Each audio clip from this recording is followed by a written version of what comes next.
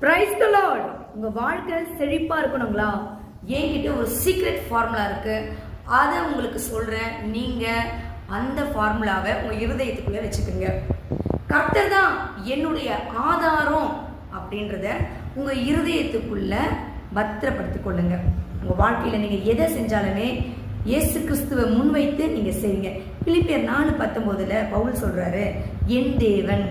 அடுத்த வசனத்துல பாத்தீங்கன்னா நம்முடைய கடவுள் அப்படின்னு வரும். எல்லாத்துலயுமே பாத்தீங்கன்னா என் தேவன், என்னுடைய தேவன், எங்க அப்பா, நம்முடைய தேவன், இந்த மாதிரி வார்த்தைகளை வந்து அவர் உபயோகப்படுத்துவாரு.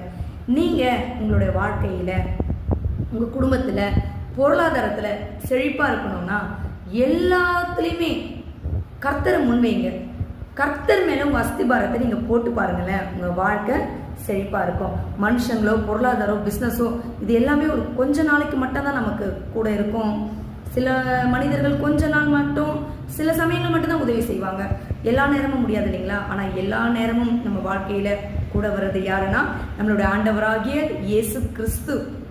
அதனால நீங்க எதை செஞ்சாலும் கர்த்தரை முன் வச்சு செய்யுங்க.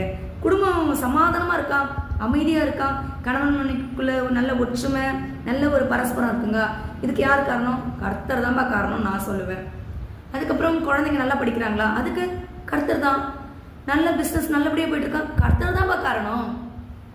வெளியில போனாங்க, நல்லபடியாக எங்கள் வீட்டுக்காரர் திருப்பி வீட்டுக்கு வராங்க, அப்போ அதுக்கும் கர்த்தர் தான் காரணம். நாங்கள் கடையில் போய் ஒரு பொருள் வாங்குறோம், அந்த பொருள் எங்களுக்கு நல்ல ஒரு விலையில எங்களுக்கு கிடைக்குது, அது யார் கொடுத்தது? கர்த்தர் தான் கொடுத்தாரு. எங்கள் பிஸ்னஸ் ரொம்ப பிளஸ்ஸிங்ஸாக இருக்கு, இதை யார் கொடுத்தது? கர்த்தர் தாங்க செஞ்சாரு.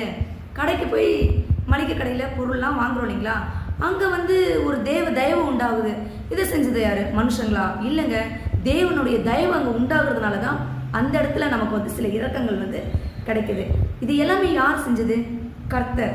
இப்போ வந்து நீங்கள் உங்கள் லைஃப்பில் வந்து ரொம்ப ஸ்ட்ராங்காக இருக்கீங்க, ரொம்ப கிளாஸாக இருக்கீங்க, எல்லா வசதி வாய்ப்புகளும் இருக்குது, நோய் நொடி இல்லாமல் இருக்குங்க, இந்த மாதிரிலாம் இருக்கீங்க. இதுக்கெல்லாம் யாருங்க காரணம்?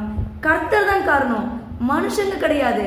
பொருளாதாரமோ மற்றவங்க சுற்றி இருக்கவங்களோ அவங்கெல்லாம் காரணம் கிடையாதுங்க. கர்த்தர் மட்டுமே இதுக்கு காரணம். தேவாதி தேவன் அவர் தான் உங்களை வந்து என்ன சொல்கிறது, உங்கள் வாழ்க்கையை ரொம்ப செழிப்பாகவும் நல்லாவும் வச்சுருக்காரு. நீங்களும் செழிப்பாகணும்னா இந்த ஃபார்முலாவை யூஸ் பண்ணுங்க. ஃபார்முலாவை தெரிஞ்சு வச்சுக்கிட்டு சீக்ரெட்டாக இருக்காதீங்க, மற்றவங்களுக்கும் அந்த ஃபார்முலாவை சொல்லிக் கொடுங்க. Praise the Lord.